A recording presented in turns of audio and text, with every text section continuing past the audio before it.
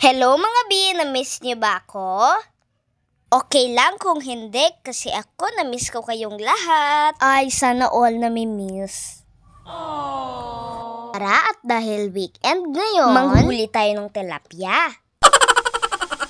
Ay hindi, walang ganon mga bi.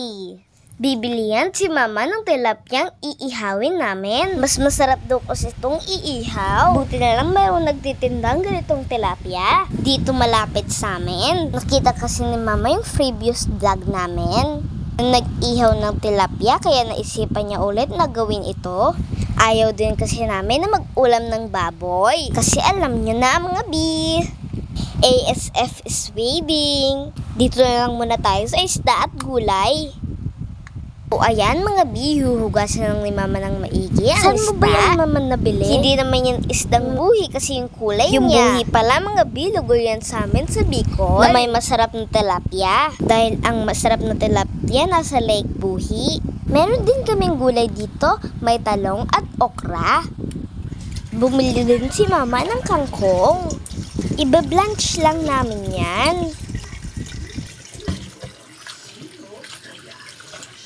Kailangan din palang hugasan ng maigi ang kangkong. Diba ka, merong mga nagtatagong kaibigan natin dyan. Bumili nga din pala si mama ng alamang. Siyempre, hindi mawawala ang sili. Sa mga iniwan dyan, mga bi, sa sili kayo kumapit para mawala ang sakit. May ganun talaga, mga bi. So, ayun na nga, i-prepare na ni Tito Onso ang ihawan. At nakahanda na din ang isdang iihawin. Inasinan lang nga pala yan ni mama. I-prepare naman natin ang mga sangkap para sa igigisa ni mamang panimpla. Oo mga bi, magigisa si mama ng alamang. Ang tawag namin yan sa Bicol, sa Iriga, sa Parina, balaw. So ayan na nga, ihawin na natin ang isda. Habang nag-iihaw tayo, igisa naman natin ang balaw. Lagyan na natin ng mantika. Tapos hintayin lang natin uminit ang ulo ni mama. Ay walang ganon mga bi. Pag uminit pala ang mantika.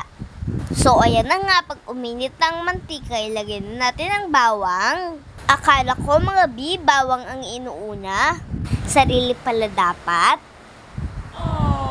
So ayan na nga, ilagay na din natin ang sibuyas. So ngayon, i-mix naman natin mga bi.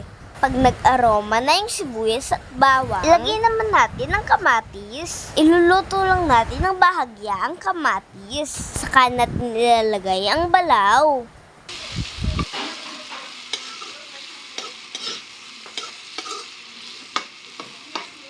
Pag ganyan na ang kamatis, ilagay natin ang balaw.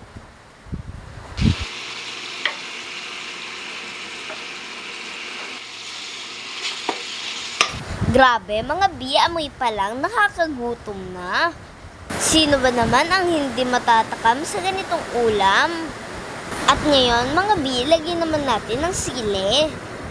Hindi kumpleto ang panimplang to kung hindi natin lalagyan ng sili.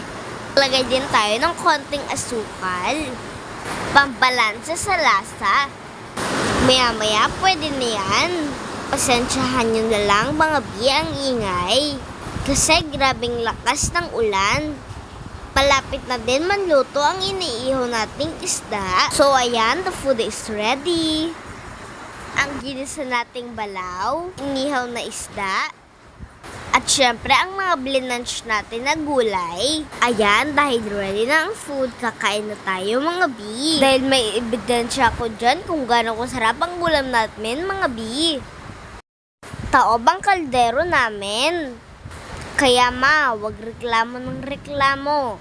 Kung nananaba ka,